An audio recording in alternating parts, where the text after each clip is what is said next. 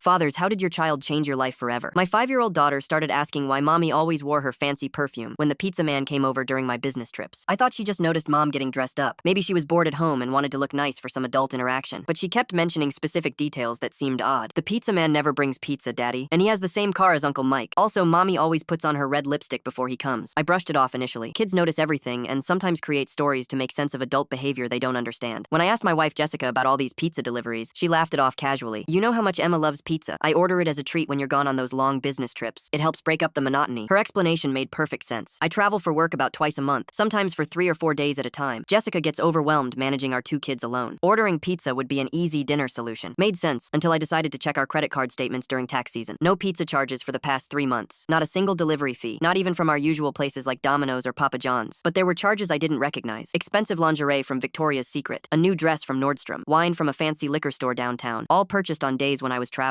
I started thinking about other strange things. Jessica had been working out more, buying new clothes, always having her nails done. She claimed it was just self-care after having 2 kids. Last week, I was supposed to leave for a 3-day conference in Chicago, but my flight got canceled due to weather. Instead of rebooking immediately, I decided to surprise my family by staying home. I pretended to leave for the airport as usual, but parked my car around the corner and walked back to the house through our neighbor's yard. At exactly 7 p.m., just like our daughter had described, my brother Mike's silver Honda pulled into our driveway. My wife answered the door wearing that red dress I'd never seen before. Her hair was curled, makeup perfect, wearing the expensive perfume our daughter had mentioned. Through the living room window, I watched them embrace immediately. Not like siblings-in-law greeting each other, but like lovers who had been separated. I felt sick watching my own brother run his hands through my wife's hair while my children played upstairs, completely unaware that their mother and uncle were betraying our entire family. They moved to the couch, talking intimately, touching each other's faces, kissing. This wasn't new. Their body language showed comfort and familiarity. They'd clearly been doing this for months. I sat in my car for 2 hours, watching my brother's car in my driveway, knowing what was happening in my house while my children slept upstairs. When Mike finally left around 10 p.m., I waited another hour before going back inside. Jessica was in her pajamas, acting completely normal, asking why I was back and how happy she was. She lied straight to my face with such ease that I realized this had been going on much longer than I'd suspected. The next morning, I confronted them both. I called Mike and asked him to come over, telling Jessica I had something important to discuss. When Mike walked in, I simply said, "I know about the pizza man visits." Jessica's face went white immediately. Mike started stammering excuses about how it just happened and they never meant for it to go this far. Turns out the affair had been going on for 8 months. It started when I was traveling more frequently, and Jessica felt lonely. Mike had been going through his own divorce and was staying at our house occasionally. The pizza man story was their code. Mike would text Jessica when he was coming over, and she'd tell the kids that the pizza man was coming so they wouldn't think it was weird that Uncle Mike visited when Daddy was traveling. Jessica had been buying expensive clothes to feel attractive again, to recapture something she felt she'd lost in our marriage after having kids and settling into suburban routine. Mike admitted he'd been in love with Jessica since before we got married, but had never acted on it until his own marriage fell apart. The divorce papers are being finalized next month. Mike and I haven't spoken since that day. Jessica moved in with him temporarily until she finds her own place.